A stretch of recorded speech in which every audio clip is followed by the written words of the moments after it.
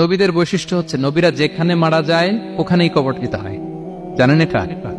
বিষ্ণু ইসলাম মারা গিয়েছিলেন আম্মাজান আয়েশা রাদিয়াল্লাহু তাআলার ঘরে, ফলে ওখানে বিষ্ণু ইসলামের কবর রয়েছে, ওখানেই কবর।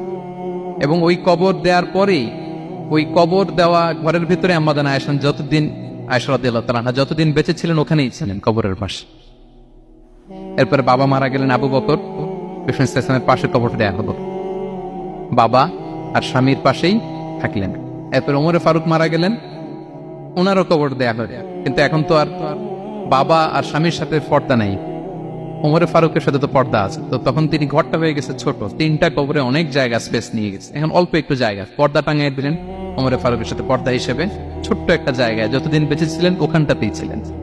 ওমরে ফারুক যখন আমিরুল মুমিনিন খলিফা, তখন ছেলে আব্দুল্লাহকে পাঠিয়েছিলেন যে যাও একটা অনুমতি আগে থেকে নিয়ে রাখো আম্মাজান আয়েশার কাছ থেকে, যেহেতু ঘরটা ওনাকে বলে রাখো যে আমি মারা গেলে যেন আমার 2 বন্ধু মুহাম্মদ সাল্লাল্লাহু আলাইহি ওয়াসাল্লাম এবং আবু বকরের পাশে যেন কবর দেয়া হয়।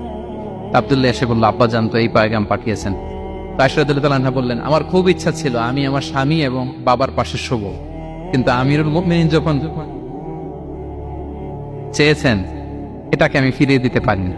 ঠিক আছে যাও, তোমার আব্বাকে বলো তোমার আব্বাই শোবেন ওই জায়গায়।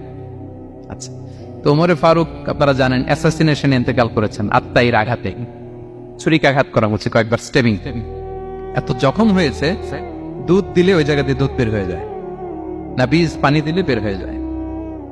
তো সবাই বলল আমিরুল মুমিনিন আপনি এবার ওসিয়ত করেন, কে হবে আপনার পরে লিডারশিপ, কে নিবে? মুসলিম উম্মাত অনেক বড় হয়ে গেছে। তখন তিনি ওসিয়ত করলেন এবং ছেলেকে আব্দুল্লাহকে আবার বললেন যে আব্দুল্লাহ আবার যাও, যে আম্মাজানের থেকে অনুমতি নাও। বলতেছে অনুমতি না নিলাম আর অনেক আগে, উনি তো বলছে আপনি মারা গেলে ওখানেই শোবেন। বলতেছে না, তখন আমি আমিরুল মুমিনিন ছিলাম, এখন তো কিছুক্ষণ পরেই মারা যাবে, এমনও হতে পারে আমার ভয়ে বা লজ্জায় তখন অনুমতি দিছে, এখন আর দিবেন। আবার যাও, আবার গেল। আয়েশা রাদিয়াল্লাহু তাআলা আনহা বললেন, না এখন আমি আগের কথার উপরে আছে, তোমার আব্বাই সেখানে শোক। সুবহানাল্লাহ। ওমরে ফারুক ওখানে শুলেন, তখন তিনি পর্দা আরম্ভ করলেন আম্মাজান আয়েশা।